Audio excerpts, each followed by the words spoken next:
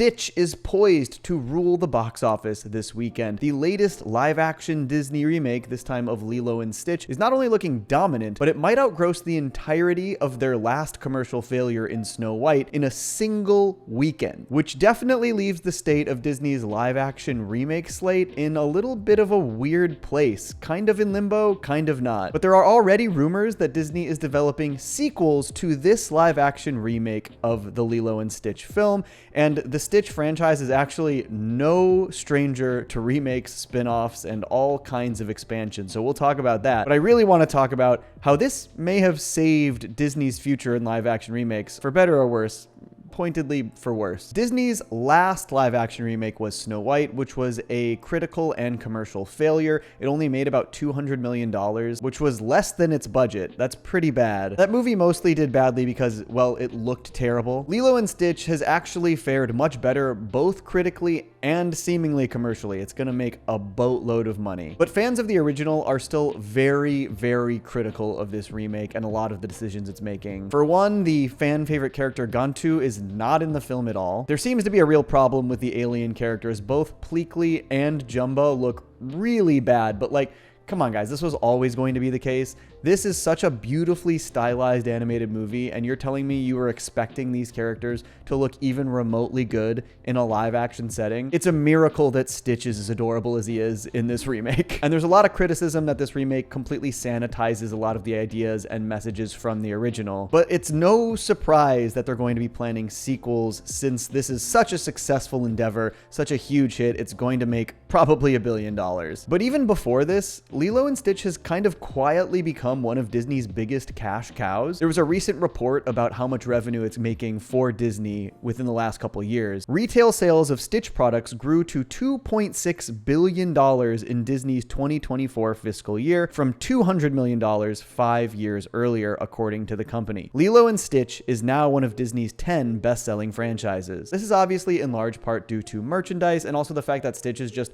a great design, but I also think this might be a testament to how much they were willing to try and expand the Lilo and Stitch brand for years after that original movie came out. I don't know if you realize this, but it actually has kind of an insane spin-off and sequel history despite never getting a theatrical sequel. Let's run down the list of spin-offs over the years. So the original Lilo and Stitch released in 2002. In 2003, there was a direct-to-video movie sequel just called Stitch the Movie. Then in 2003 through 2006, there was Lilo and Stitch the Animated Series. In 2005, there was another direct-to-video sequel, Lilo and Stitch 2, Stitch Has a Glitch, and this also included The Origin of Stitch, which is a short on the Lilo and Stitch 2 DVD. Then in 2006, there was another television movie called Leroy and Stitch. This was actually meant to be the finale of the animated show, and it does not end there, because in 2008, there was an anime that started called Stitch! This was an anime created for Japan, and obviously it was localized here to the United States, but it was intended to be a canon sequel to the American TV show. Lilo was grown up and leaves for college, and Stitch ends up with a completely new girl named Yuna in Japan. This aired from 2008 to 2011. It was pretty substantial. And then as recently as 2017, there was a Chinese animated series called Stitch and I. And this was a series where Stitch escapes a kidnapping, winds up in China with another girl named I. And so yeah, this series just kind of never died, and it's just always Stitch teaming up with little girls, going places and being in new countries. And of course, all of these sequels involved tons of different experiments like Stitch, basically Stitch's cousins or whatever. And now we know that the live action remake is poised for sequels as well, which is, again, should be no surprise. I expect that the sequels to the live action movie won't like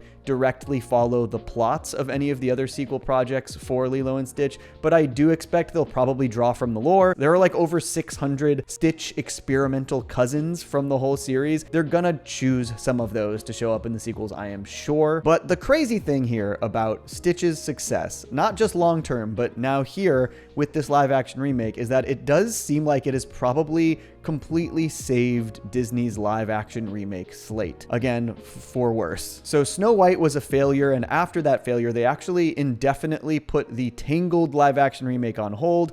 I'm not sure if that will maintain its hold because there's a good chance that Tangled would do well. Mufasa, even though that was like a prequel to a live action Lion King remake, that movie made $700 million. That is nothing to shake a stick at. Next year, Moana comes out, which is something I'm dreading. I don't know why we're doing that, but Moana is actually maybe the most popular Disney animated movie in the modern era. It is absolutely the highest watched Disney animated movie on Disney Plus. It's the reason they took the Moana Disney Plus series and converted it into a sequel movie and released it in theaters. Even though that did not work well narratively and that movie is a jumbled mess, it did make $1 billion.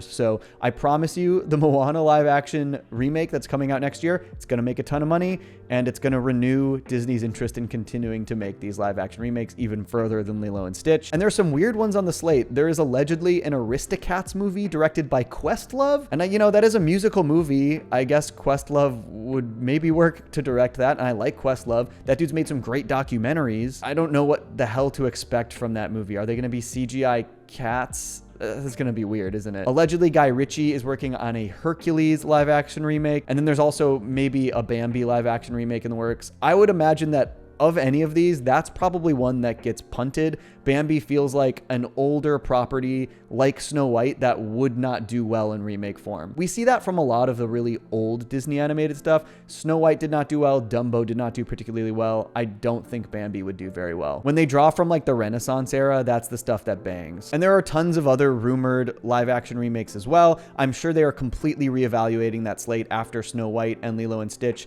as one was a failure, one was a success.